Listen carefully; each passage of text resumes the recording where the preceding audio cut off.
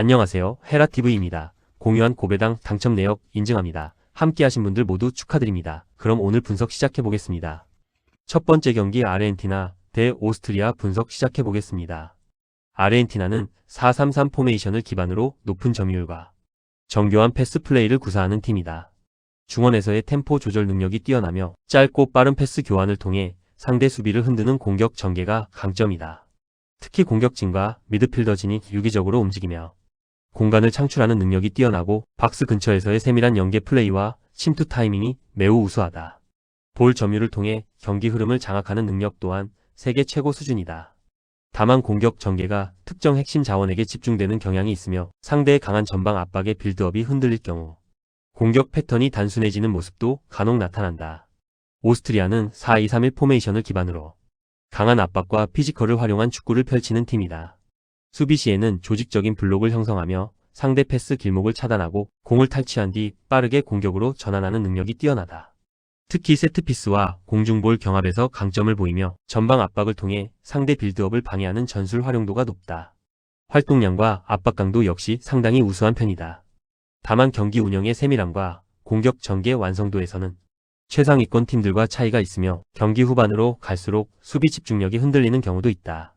이번 경기는 아르헨티나의 정교한 패스 축구와 오스트리아의 강한 압박 축구가 맞붙는 경기다. 오스트리아는 적극적인 전방 압박으로 아르헨티나의 빌드업을 흔들려 할 가능성이 높지만 아르헨티나는 압박을 벗겨내는 기술과 중원 장악 능력에서 확실한 우위를 갖고 있다.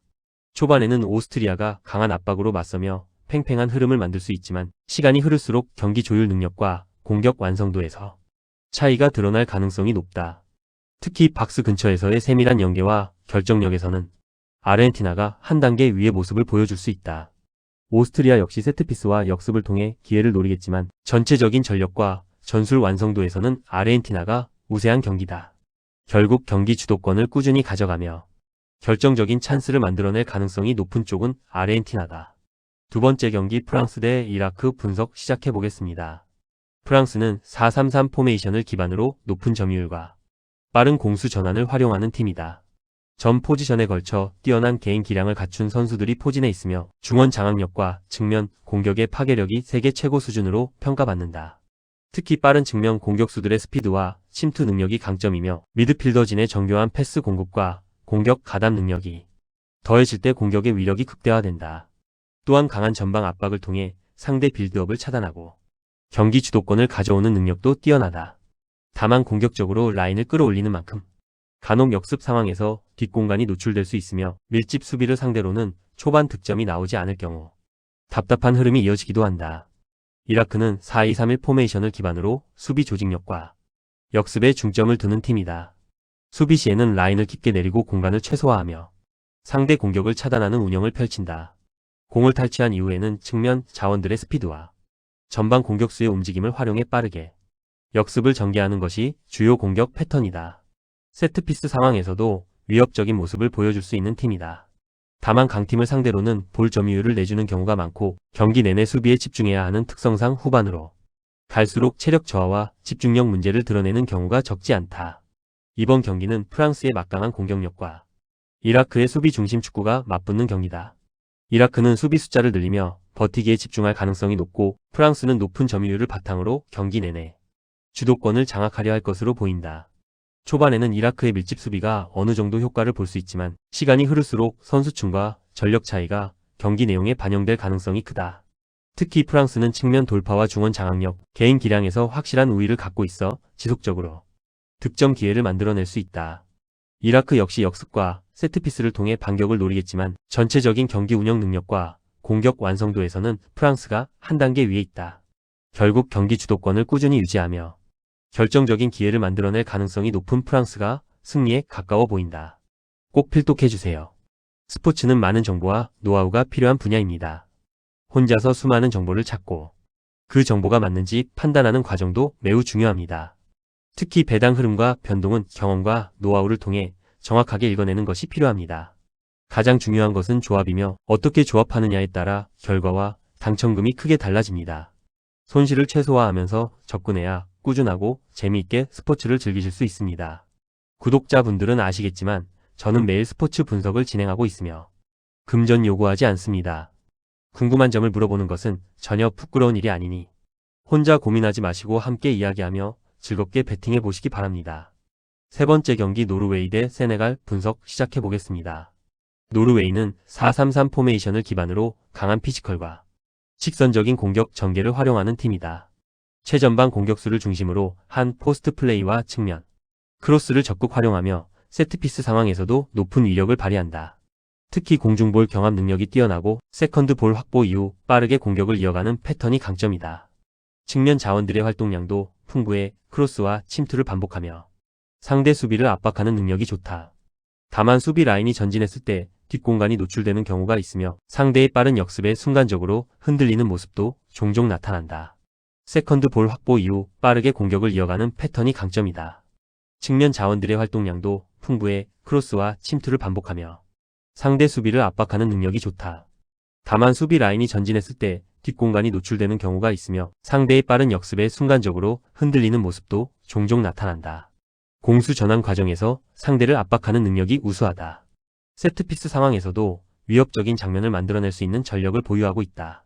다만 경기 운영의 세밀함에서는 다소 기복이 있으며 공격 전개 과정에서 마무리 완성도가 떨어질 때는 흐름을 가져오지 못하는 경우가 있다. 이번 경기는 노르웨이의 직선적인 공격 축구와 세네갈의 빠른 역습 축구가 맞붙는 경기다.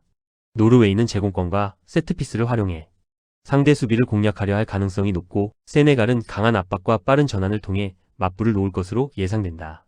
전체적인 선수 구성과 피지컬 경쟁력에서는 세네갈도 충분히 경쟁력이 있지만 현재 경기 흐름과 조직적인 완성도 측면에서는 노르웨이가 좋은 모습을 보여주고 있다. 특히 최전방에서의 제공권 우위와 세트피스 활용 능력은 이번 경기에서도 중요한 변수로 작용할 수 있다. 세네갈 역시 역습 한 방으로 승부를 뒤집을 수 있는 능력을 갖추고 있지만 최근 경기력과 공격 전개 완성도를 고려하면 노르웨이가 조금 더 안정적인 흐름을 가져갈 가능성이 높다. 결국 팽팽한 승부 속에서도 결정적인 순간 집중력에서 앞설 가능성이 높은 노르웨이가 승점 3점에 가까워 보인다. 네 번째 경기 요르단 대 알제리 분석 시작해 보겠습니다. 요르단은 4-4-2 포메이션을 기반으로 수비 조직력과 역습에 집중하는 팀이다. 촘촘한 수비 블록을 형성하며 상대 공격을 차단한 뒤 빠르게 전방으로 전개하는 것이 주된 경기 운영 방식이다. 특히 측면 자원들의 활동량이 풍부하고 수비 이후 빠른 전환을 통해 상대 뒷공간을 노리는 역습이 강점이다. 세트피스 상황에서도 꾸준히 위협적인 장면을 만들어낼 수 있는 전력을 갖추고 있다. 다만 공격 전개가 일부 핵심 선수들에게 의존하는 경향이 있으며 강한 압박을 받았을 때 빌드업 과정에서 실수가 발생하는 경우가 적지 않다. 경기 주도권을 잡아야 하는 상황에서는 공격의 다양성이 부족한 모습도 나타난다. 알제리는 4-3-3 포메이션을 기반으로 강한 압박과 빠른 공격 전환을 활용하는 팀이다. 피지컬이 뛰어난 선수들이 다수 포진해 있으며 전방 압박을 통해 상대 실수를 유도하는 능력이 좋다. 특히 측면 공격수들의 돌파력과 중거리 슈팅 능력이 뛰어나며 세트피스 상황에서도 높은 제공권을 바탕으로 득점을 노릴 수 있다.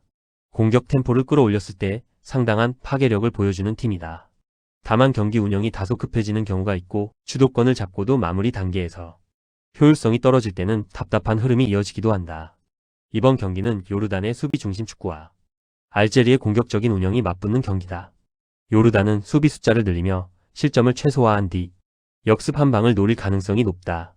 반면 알제리는 높은 점유율과 강한 압박을 통해 경기 주도권을 가져오려 할 것으로 예상된다. 초반에는 요르단의 조직적인 수비가 알제리의 공격을 어느 정도 제어할 수 있겠지만 시간이 흐를수록 선수 개인 기량과 공격 전개 완성도에서 차이가 나타날 가능성이 크다. 알제리는 측면 돌파와 세트피스, 중거리 슈팅 등 다양한 공격 루트를 보유하고 있으며 경기 후반으로 갈수록 수비 부담이 커지는 요르단을 지속적으로 압박할 수 있는 전력을 갖추고 있다. 결국 전체적인 전력과 공격 옵션이 다양성에서 우위를 점하고 있는 알제리가 경기 흐름을 주도하며 승부를 가져갈 가능성이 높아 보인다. 꼭 필독해주세요. 스포츠는 많은 정보와 노하우가 필요한 분야입니다. 혼자서 수많은 정보를 찾고 그 정보가 맞는지 판단하는 과정도 매우 중요합니다. 특히 배당 흐름과 변동은 경험과 노하우를 통해 정확하게 읽어내는 것이 필요합니다. 가장 중요한 것은 조합이며 어떻게 조합하느냐에 따라 결과와 당첨금이 크게 달라집니다. 손실을 최소화하면서 접근해야 꾸준하고 재미있게 스포츠를 즐기실 수 있습니다. 구독자분들은 아시겠지만 저는 매일 스포츠 분석을 진행하고 있으며 금전 요구하지 않습니다.